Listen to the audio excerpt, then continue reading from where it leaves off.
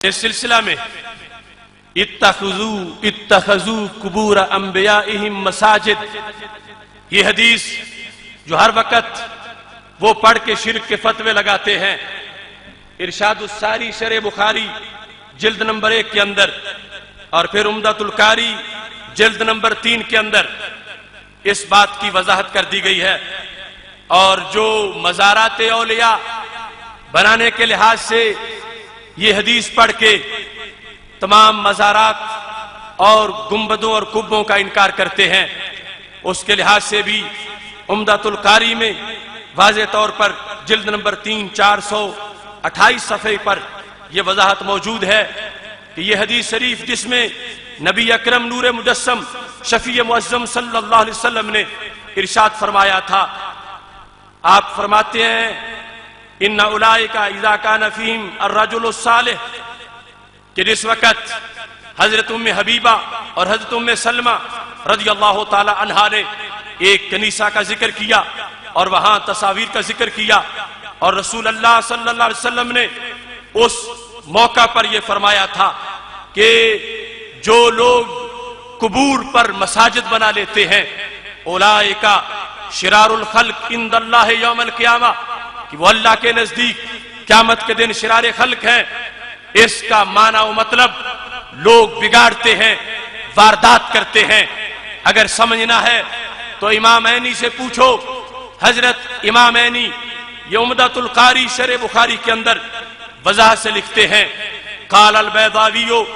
لما كانت اليهود والنصارى يسجدون لقبور الانبیاء تعظیما لشانهم، کہ یہود و نصارہ نبیوں کی قبروں کو سجدے کرتے تھے، نبیوں کی قبور کو سجدہ کرتے تھے ان کی تعظیم کے لیے، وَيَجْعَلُونَهَا قِبْلَةً، اور ان کو قبلہ بناتے تھے، يَتَوَجَّهُونَ فِي الصَّلَاةِ نَحْوَهَا، اور نمازیں ان قبروں کی طرف منہ کر کے پڑھتے تھے۔ یہ ساری چیزیں ذہن میں رکھو، ان کی عبادت کرتے تھے،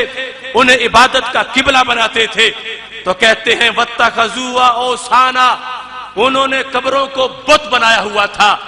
لعنہم النبی صلی اللہ علیہ وسلم، اللہ کے نبی علیہ السلام نے ان پر لعنت کی۔ وَمَنَعَ الْمُسْلِمِينَ عَنْ مِثْلِ ذَلِكَ، اور مسلمانوں کو اس چیز سے روک دیا۔ فَأَمَّا مَنِ اتَّخَذَ مَسْجِدًا فِي جَوَارِ صَالِحٍ، امام عینی کہتے ہیں اگر کوئی کسی ولی کے قرب میں مسجد بناتا ہے، کسی ولی کی قبر کے پڑوس میں مسجد بناتا ہے، وَقَصَدَ التَّبَرُّكَ بِالْقُرْبِ مِنْهُ، اور وہ اس سے تبرک کا ارادہ کرتا ہے، جو ولی کے مزار کے قریب مسجد ہے اس میں جا کے نماز پڑھتا ہے، سجدہ خدا کو کرتا ہے، وہ قبر کو بت نہیں بناتا، قبر کو سجدہ نہیں کرتا۔ قصد التبرک بالقرب منہ لا للتعظیم لہ ولا للتوجہ الیہ، وہ قبر کی عبادت بھی نہیں کرتا اور قبر کی طرف متوجہ ہو کے منہ ادھر کر کے نماز بھی نہیں پڑھتا۔ تو یہ کہتے ہیں امام بیضاوی نے فرمایا فلا يدخل فی الوعید المذکور، ایسا بندہ مذکورہ وعید میں ہرگز داخل نہیں ہے۔ اس بنیاد پر جو اولیاء کے مزارات بنائے جاتے ہیں اور قبر کو چھوڑ کر سائڈ پہ نماز پڑھی جاتی ہے، قبر کو قبلہ نہیں بنایا جاتا، قبر کو سامنے رکھ کے قبر کی طرف منہ کر کے نماز نہیں پڑھی جاتی، اور سجدہ خدا کو کیا جاتا ہے۔ ارادہ یہ ہے کہ برکت مل جائے گی، چونکہ اللہ کا ولی اس جگہ پہ جلوہ گر ہے۔ امام عینی کہتے ہیں، امام بیضاوی نے لکھا اس بندے کا اس حدیث میں اس وعید کے اندر تذکرہ ہرگز نہیں ہے۔ اہل سنت و جماعت یہی عقیدہ رکھتے ہیں۔ مجدد دین و ملت امام اہل سنت حضرت امام احمد رضا خان فاضل بریلوی رحمت اللہ علیہ نے جو فتاوی رضویہ شریف میں لکھا، ہم نے ادارہ صراط مستقیم کی طرف سے وہ فتویٰ جس پر علماء اہل سنت نے دستخط کیے اور وہ ہینڈ بل ہزاروں کی تعداد میں تقسیم کیا کہ کسی کو سوائے رب کے سجدہ روا نہیں، سجدہ تعظیمی جو ہے وہ سجدہ تعظیمی حرام ہے، سجدہ عبادت کفر ہے۔ بار بار اہل سنت اس بات کا اظہار کرتے ہیں اور اس بات کے دائی ہیں، لیکن اللہ کے ولیوں کے پڑوس میں جو نماز پڑھنے کی جگہ ہے وہ خواہ گنبد کے نیچے سائڈ پر ہو یا جو قریب مسجد ہے اس مسجد میں جب کوئی نماز پڑھ رہا ہو، امام بیضاوی، امام عینی یہ لکھ رہے ہیں کہ ہرگز اس میں کوئی حرج نہیں ہے، یہ حق پرستوں کا عقیدہ ہے اور یہ توحید پرستوں کا یقین اور ایمان ہے۔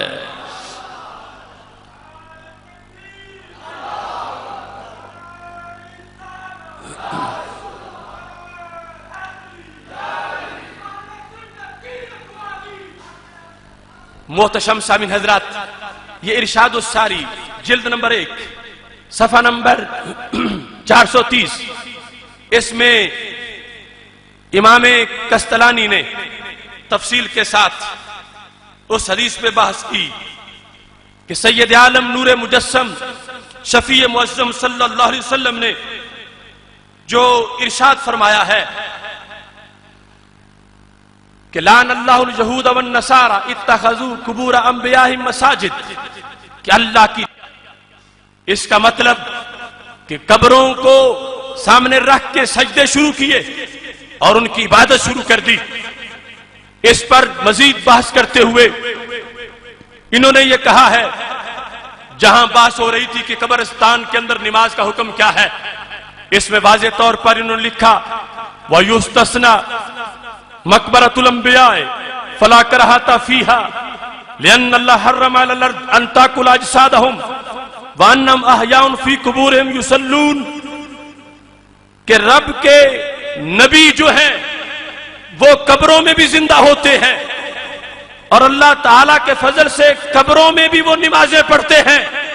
اس بنیاد پر جہاں وہ جلوہ گر ہیں اس جگہ کی برکت کو تسلیم کرنا پڑے گا، اور جو لعنت کی گئی وہ اس بنیاد پر ان لوگوں کے عقیدے کے مطابق جنہوں نے معبود بنا لیا اور عبادت شروع کر دی، اس بنیاد پر ان پر رب ذوالجلال کی لعنت ہے۔ اللہ کا فضل ہے، امام کستلانی اس بات کو واضح کر رہے ہیں کہ اللہ کے نبی قبروں میں زندہ ہوتے ہیں، نماز بھی پڑھتے ہیں، لہذا رحمتوں کا نزول ہوتا ہے، اور جو ان کے قرب میں بیٹھتا ہے اللہ انہیں بھی رحمتیں عطا فرما دیتا ہے۔ یہاں تک کہ یہ دین جن ائمہ کے ذریعے سے ہم تک پہنچا ان کا عقیدہ اسی پر موجود رہا۔ یہ مرکات شرح مشکات کے اندر جس وقت امام مسلم کا تذکرہ آتا ہے تو امام شمس الدین جزری وہ اس بات کی وضاحت فرماتے ہیں، انہوں نے اپنے مقدمہ میں یہ لکھا ہے، کہتے ہیں امام مسلم کی قبر زرت قبرہ بنیشابور، میں نیشاپور میں ان کی قبر پہ گیا، وقرات بعض صحیحی علی سبیل التیمم والتبرک عند قبرہ، میں نے ان کی قبر کے پاس بیٹھ کر ان کی صحیح مسلم کا کچھ حصہ پڑھا برکت کے حصول کے لیے۔ کہتے ہیں جس وقت میں نے پڑھا رأیت آثار البرکت ورجال اجابت فی تربتہ، کہتے ہیں جس وقت میں نے ان کی قبر کے پاس بیٹھ کر ان کی کتاب کو پڑھا تو مجھے برکت کے آثار نظر آ گئے، اور ان کی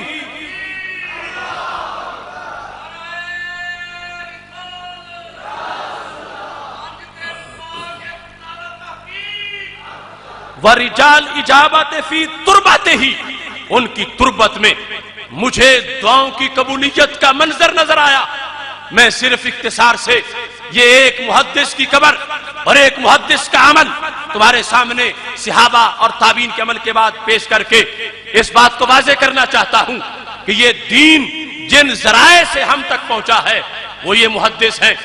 آج لوگ کہتے ہیں کہ تم صوفیاء کی بات کرتے ہو، ہم محدثین کی بات کرتے ہیں۔ میں کہہ رہا ہوں صوفی بھی اہل سنت میں، محدث بھی اہل سنت میں،